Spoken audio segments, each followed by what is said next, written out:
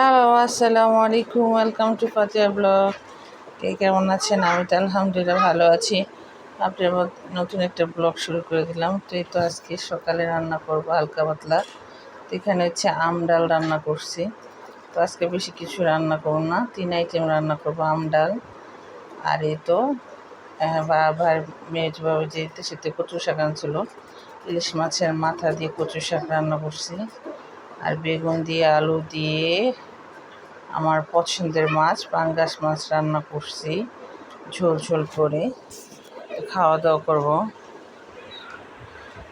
খাওয়া দাওয়া করলাম। তো একটু এসে বিকালবেলা মেয়ের জন্য মেনু বায়না করলো মা চিপস ভেজে দাও। মেয়ের চিপস ভেজে দিলাম 2 আইটেম।